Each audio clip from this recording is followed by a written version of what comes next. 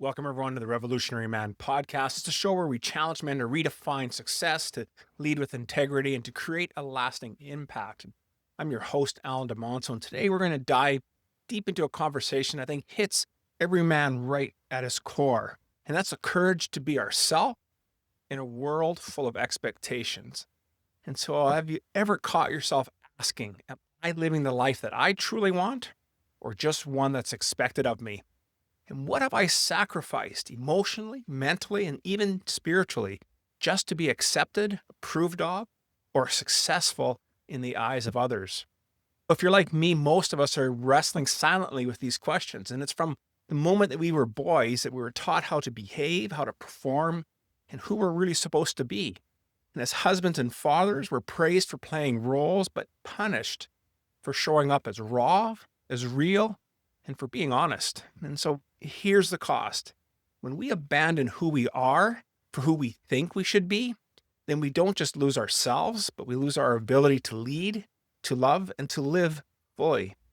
And so this disconnect starts to show up as burnout for us as we dive deep into our careers, anxiety, disconnections from our wife, our children, and even our own reflection in the mirror. But I got to tell you that there's another way, a way that doesn't require us to be rebellious, but it does ask us to reclaim who we are. And today we're going to unpack the myths that keep us from being stuck, the expectations that sabotage our authenticity, and the framework for stepping into your identity with clarity and with conviction. And so if this topic resonates with you, and if you've ever felt the tension between who you are and who the world expects you to be, then I want you to take action right now. Take a moment and hit that subscribe button and drop a comment telling me what part of yourself have you been keeping hidden, or what expectations are you ready to let go of. And when men like you engage, and we create this ripple effect, don't we? And so it tells the world that masculinity isn't about just pretending, it's about owning our truth. And so we don't just listen, we step into the movement. So be sure to hit and smash that like and subscribe button, and let's keep this conversation going. With that, let's get on with today's episode. The average man today is sleepwalking through life, many never reaching their true potential, let alone ever crossing the finish line to living a purposeful life. Yet, the hunger still exists, albeit buried amidst his cluttered mind, misguided beliefs, and values that no longer serve him. It's time to align yourself for greatness. It's time to become a revolutionary man. Stay strong, my brother. Welcome back, everyone, to the show. My friends, again, my name is Alain Dumonceaux. I'm your host and the founder of the Revolutionary Man movement. And we challenge men to reclaim our purpose, to rise with integrity, and to live a life that truly matters. And before the break, we cracked open a couple of tough and very necessary conversations, didn't we? What does it mean to be a man in a world that is constantly telling you who you're supposed to be? And it's not just an idea, is it? It's truly an inner battle. And so you might be leading a company, or maybe you're leading a team, or just showing up strong in the boardroom, but behind these closed doors, I'm wondering, where did I go? What would it cost me to finally show up just as myself? And I can tell you, I've been having that conversation with myself more and more this past year. And so the conversation isn't about rebellion. It's going to be about reconnection. And today's episode is going to give us everything that we need, from the language, the insight, and the courage, so we can begin this journey of authenticity. And so let's get into today's conversation. And so the first point I want to bring across is this cost of living a life defined by expectations. And see, really resonates with me is that we really unknowingly shape our identity around what others expect. I can think of early in my career, in my life, that success meant getting accolades or validation from others. So whether that came from my family, from culture, religion, or in my professional roles, this might help us fit in and be in that part of the in crowd. It really starts to disconnect us from what true authenticity is. And so over time, this cost of disconnection can be completely unbearable. And I don't know how long that'll take for you, but I guarantee you it's the road where it will lead to. And so for the time that we're boys, we think about this, we've been handed a blueprint about how to behave, how to achieve, and how to express ourselves. It's about manning up, right? It's about being the provider and don't cry. And I'm not saying that these aren't important and true pieces. They are. But when these scripts get so ingrained, they become part of our operating system. And I like what the psychologist Carl Rogers says, that he argued that the more we conform to these external expectations, then the more we're going to lose touch with our true self. And so leading to a total incongruency about who we are, it leads to anxiety and to dissatisfaction. And so think about it. If you spent 20 years building a career in finance because that's how your father did it, or that's what would make him proud, and then you wake up 20 years later, maybe you're 40, 45, and you're miserable, that's not failure. That's the cost of having unconscious compliance. And so we have to consider the decisions that we make. Are we making them truly for ourselves, or are we making them to please others? Second point I wanted to bring up is this mask that we wear and how it eventually does start to weigh us down. For many of us as high-performing men, we wear this emotional and behavioral mask, don't we? It's for protecting our confidence. It's the stoicism that we live by, the perfection, or just truly feeling lost and maybe even a bit hollow. And so it is this false self that becomes a performance. And the performance in the end does become exhausting, doesn't it? Because we're not truly leaning into who we are. And so over time, we just start to feel like a stranger in our own life. Depression, anxiety, and burnout just aren't for mental health issues. They also form part of our identity issues. HBR had an article called The Hidden Cost of Wearing a Mask at Work, and it revealed that emotional dissonance is one of the top drivers of executive burnout and relationship failure. Stop to think about that. Executive burnout. How often are we forcing ourselves to be doing things that drive the motive forward for others and not for ourselves? Third point I want to bring up on this topic is that the power really lies in choosing who we are. Freedom isn't going to come from rejecting responsibility. We still are responsible for our lives and for supporting others, but it will come from redefining it on our own terms. See, that's where true power comes in. It's the moment that we stop outsourcing our identity, and then we start to become the author of who we are. And so men who take this step are going to begin to ask questions like, what do I value, independent of what I was taught? Think about that. What do I value versus to what I was taught? Now, maybe those values are similar, but they may need a slight change or a reframe. The other question we start to ask ourselves is, what legacy do I want to leave as myself, not as someone else's ideal? I think when we live from that perspective, we're truly going to arise and live more authentically. David Goggins, the famous former Navy SEAL, speaks candidly about he was molded by others' expectations, and it took him to hit rock bottom and rebuild his identity from the inside out. And his story is a blueprint for inner sovereignty. And so when we start to think about what this means for ourselves and our lives, is really about driving towards what means the most to us. And so Carl Jung says the privilege of a lifetime is to become who we truly are. And this takes work, right? And so the second point I want to bring across our table today is why most of us confuse achievement with identity. And so in today's performance-driven world, more so than anywhere else, that many of us men, we equate what we do with who we are, right? What's the first question you ask somebody? Hey, what do you do? Titles become trophies, don't they? And to-do lists become our substitutes for our self-worth. What did I get done today? My to-do list was completed. But our achievements is really a reflection of action, isn't it? Sure, I got a bunch of stuff done, but does it match my identity? And so when external circumstances or success becomes our internal compass, then we're going to truly lose our ability to steer our life. And so achievement addiction is what's being rewarded today, isn't it?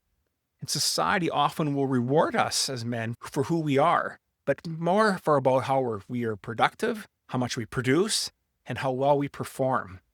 It was from the boardroom to the backyard barbecue, right? There are many conversations are often centered about what we do, how much we've done in our lives, And as a result, many of us men are going to build a fragile identity around career status, financial success, and physical dominance. But what happens when the job disappears? Whether that's through your own choice, through retirement, or whatever. What then happens? What happens when our bodies start to break down? Without our true inner identity, these moments are going to become existential crises for us instead of just a transition from one season to the next. As Ryan Holiday says in The Ego is the Enemy, impressing people is utterly different from truly being impressive. And I think that's a really great message for us to take on. Success without self-definition is going to breed emptiness. You can be winning on paper, right? It can look like you're doing so well and still feel like a fraud. Why? Because every win moves you towards accumulating something, but it's also while you're being more and more disconnected from our core values. And if that's what's happening, then that success becomes very hollow. And so while we might look great to the world outside, to ourselves, we feel completely irrelevant. So I find that men in this position often feel like they're living someone else's life. I know that has been true for me for a long time. And despite having money in the bank and maybe you're leading others, it's quite different when we wrestle with the shame of not knowing who we truly are. And so Dr. Jordan Peterson warns us that if we don't stand for something inside ourselves, then we're going to fall for everything that's outside of us. And I think Dr. Peterson makes a lot of sense there. Another thing I want us to consider is identity must be built from the inside out. And we've been saying this, I've been saying this the entire episode. See, our true masculine power doesn't come from proving ourselves to others. It comes from aligning our actions with our internal code, doesn't it? And that means pausing just long enough for us to pursue what is meaningful. So I want you to ask yourself, who do you want to be? Not just, what do I want to accomplish? When we can make this shift of validation to internal clarity, then that changes the game, doesn't it? We still pursue our task list, the things that we need to get done, but we pursue it from a completely different angle. It also allows us to start saying no, doesn't it? To things that maybe used to impress us, and now we can start saying yes to the things that really matter in our lives. It's about truly taking action on the things that we say that we value, and especially if no one's around watching us. When you think about the best-selling author and a former NFL player, Lewis Howes, shares openly about chasing the external success to numb his inner shame until he finally confronted his past and redefined what success meant from a place of integrity and from wholeness. And so John Maxwell is one of my favorite authors, says, success is knowing your purpose in life, growing to reach your maximum potential, and sowing seeds that benefit others. So the third point I'd like to bring to today's conversation is that the fear of judgment is silencing our true self. Many of us men fear that if we show up as our true selves, then we're going to be rejected, not just by society, but maybe by our family, by our peers, by our partners. And so we wear a mask. And we use this to project strength, while really what's happening is we're hiding our insecurities. But this constant performance isn't courage. It's quiet desperation. And it's costing us our authenticity, our relationships, and absolutely some inner peace. And that's because we've been conditioned to please and to perform. And so when we consider at an early age, we were been told of who we are, that we should be tough, decisive, stoic, and dependable. And again, these are all great virtues. But when they become rigid expectations, that's when they're going to stifle how we express ourselves and our individuality. And so as boys, we need to learn to love being good, right? And then we have to suppress the pain about being strong and follow a script that doesn't fit who we are as unique individuals. And so it's through this programming that leads many men to develop people-pleasing behaviors or become overachievers just so that we can get this validation rather than having our own self-acceptance. And so this is how we become chameleons, and we're always shifting to who we are depending on who's watching and who it is in front of us we're trying to impress. So there's this fear of judgment that really weighs us down, right? It's being misunderstood or maybe emasculated or rejected. And so this becomes a mental prison for ourselves. And whether it's from a father figure, maybe it's even a religious upbringing or social group, but this fear causes us to self-censor, right? We hide from our dreams. We downplay our sensitivities. We start to conform because we want to avoid conflict. And the internal suppression does start to lead to anxiety and resentment and fractured relationships.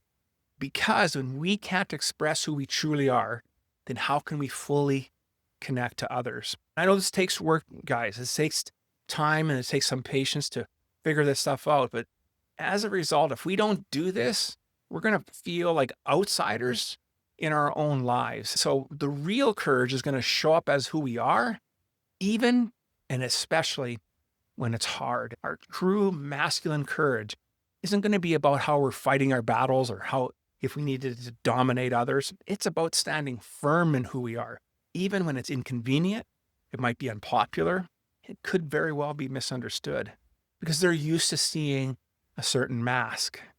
So this doesn't mean saying yes to the life that you were meant to live. It's about saying no to the life that others expect from you. It also doesn't mean you're just being rebellious just for the sake of it. It means living in alignment with what our convictions are, what our values are, and what's truthful. And with that kind of integrity, that's the magnet that has quality into it because it's going to inspire respect. It's going to invite deeper relationships and it's going to unlock your true potential. When I think about Terry Crews, another former NFL player, he once shared how he hid behind hypermasculinity to survive. And it wasn't until therapy helped him shed those layers and rediscover his authentic self. And that started to transform his marriage, his career, and who he was as a man. And so E.E. Cummings says it takes courage to grow up and become who we really are. When I think about the story of Mark, and Mark is a 42-year-old high-achieving executive. And on paper, yeah, he looked like a typical executive. He had everything going for him, a six-figure salary, truly beautiful home, a wife, 2 kids. They're respected by his peers, but behind the scenes, he truly did feel hollow. And every day he woke up with this weight on his chest, not from stress, but from pretending to be this perfect husband, pretending to love his high-powered role, pretending to be strong, emotionless man as his father had raised him to be. He wore a mask so long that he forgot what his real face looked like. He told himself he should be happy, but deep down, Mark knew he was living someone else's idea of success. And then the cracks started to show when Mark's wife confronted him during a weekend getaway. "I don't even know who you are anymore," she said. "You're always on, but you're never here." That sentence hit him like a punch in the gut. Mark realized he had become emotionally unavailable, disconnected, not just with his family, but from himself. He had been performing for approval, terrified that showing weakness would lead to rejection. And then what was the result? He had very shallow relationships. He had chronic burnout and a gnawing sense of disconnection with his own soul. Of course, Mark had to finally ask himself a question we talked about earlier. Who am I when no one is watching? His turning point came during a coaching retreat. One of the facilitators asked him a question that stopped him dead in his tracks. What do you want that you're afraid to say out loud? And Mark's answer came out just trembling. I want to stop pretending. I want to be myself, even if it means disappointing people. That moment changed everything for Mark. He realized he didn't have to abandon his responsibilities to find himself. He didn't need to stop living on autopilot. He stopped saying yes when he meant no and started to reconnect to what he wanted, not what the world expected of him.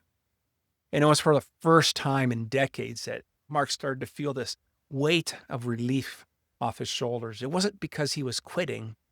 No, he was choosing. And over the next year, Mark had to make a series of bold but grounded shifts in his life. He had initiated much deeper conversations with his wife. He rebuilt trust with his kids by being more emotionally present and even stepped back from work obligations that didn't align with his core values. Now, he still showed up as a leader, but this time it was on his own terms. He started to set boundaries. He told the truth. He lived with courage, even when it made others uncomfortable. And ironically, the more authentic he became, the more respect he earned, not just from others, but from himself. The takeaway from this is that Mark didn't burn his whole life down, did he? But he did reclaim it. He stopped trying to be everything for everyone and started being someone for himself. And that's the power of choosing our identity over expectation. That's the courage to be a revolutionary man. And so I offer you a few tips here to help us really become revolutionary in our lives. When I think about our first tip, taking identity inventory. And so why is this important? Most of us inherit our sense of identity from outside sources. We've been talking about that this entire episode, whether it's from family, or culture, religion, or a career. This is an exercise that can help us reconnect with who our inner compass is, and by identifying what truly matters to what we are.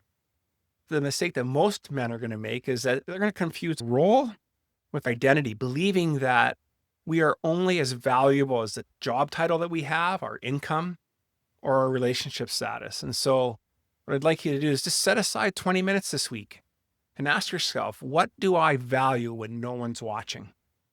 What would I do if I didn't fear judgment? And then write these answers down and highlight the themes that feel most energizing and freeing to you. The next tip I want to give you is to stop performing and start practicing. See, when we live authentically, it isn't about dramatic life changes, is it? It's about small daily practices that align our actions with our core beliefs. But most of us are going to wait for a major life shift. It's either going to come through burnout or a breakdown. Maybe it's in personal breakdown or relationship breakdown before we start living differently. And I'm going to encourage you to not do that anymore. Instead, choose one area of your life where you're performing.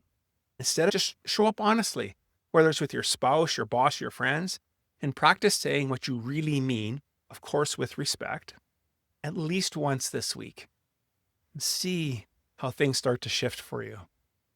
Tip number 3, embrace discomfort as your compass. See, the path of true authenticity is often going to feel uncomfortable because it challenges our long-held beliefs and our habits. In this discomfort, it's not going to be a sign of failure. It's going to be a signal for a step for you to grow.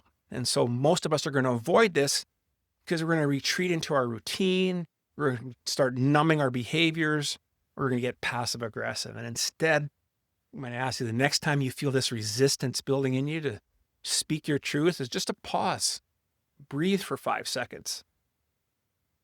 Then say the thing that you're afraid to say with presence and being in the moment.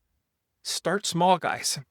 It takes courage that's going to build this repetition for you to take on bigger topics. Tip number 4, you want to curate a circle of truth tellers. You can't become yourself in isolation, right? You can't become your true self sitting at home. You need men around you to challenge you, to sharpen you, and to help support your growth. But most of us, men, will surround ourselves with people who validate our masks instead of exposing our potential. And so I'm going to ask you, challenge you in this moment to identify one man in your life who can tell you the truth without sugarcoating it, invite him into some deep conversation with you. And if you don't have that man, then start being that man for someone else. And tip number 5, I'd like you to start auditing your shoulds. Many expectations that we live by were never consciously chosen.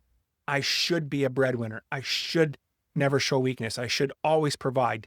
These are shoulds that run our lives silently. But in the end, what do we normally do? We just follow these outdated scripts out of guilt, and it's out of alignment. So I'm going to ask you to stop being a should head. I want you to write a list of the top 5 things that you feel you should be doing right now, and cross out anyone that isn't rooted in your values, and then rewrite them as I choose to, or I let go of. There's lots of resources out there, and doing this men's work over the last 4 or so years has really opened up my eyes to the work that I continue to do. The more that I learn about myself, the more I realize of how much further I have to go. And so I want to offer you some resources to help you continue your growth journey. One of my most favorite books on men's personal development is King, Warrior, Magician, Lover by Robert Moore and Doug Gillette. It's really a foundational text that explores these archetypes of the mature masculine. It helps men understand our core energies and also how we can become distorted by cultural conditioning. And it's a great deep dive into understand where our true masculine power resides and how we can integrate and not dominate. Another great book that I have supported me tremendously in my growth has been The Way of the Superior Man by David Deida. And David talks a lot about living, loving, and leading from our true self. And so if we're not living at the edge of our truth, then we're not living with an open heart. If we don't do that, then we're going to end up by dying with regrets. And the last thing I want to leave you is a tool. It's built on these tips that we talked about today, and I call it the Authenticity Compass Worksheet.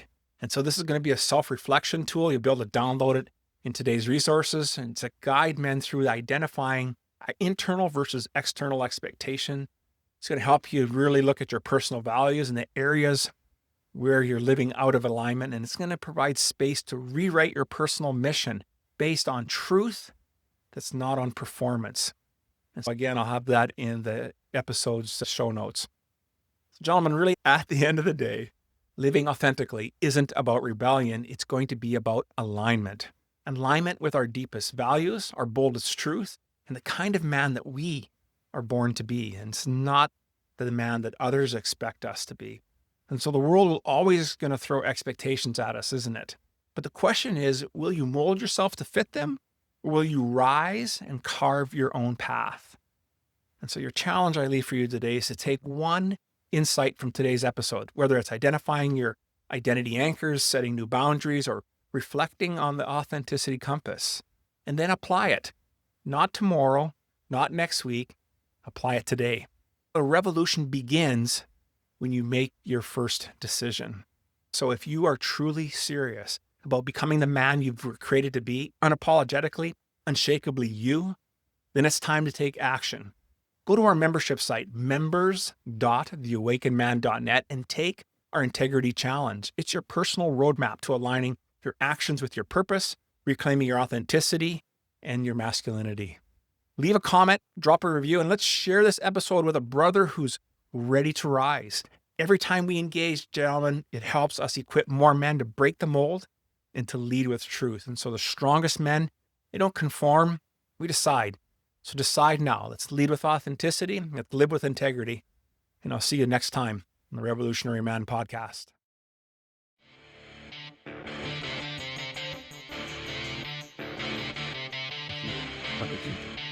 Thank you for listening to the Revolutionary Man podcast. Are you ready to own your destiny? To become more the man you are destined to be? Join the brotherhood that is the Awakened Man at theawakenedman.net and start forging a new destiny today.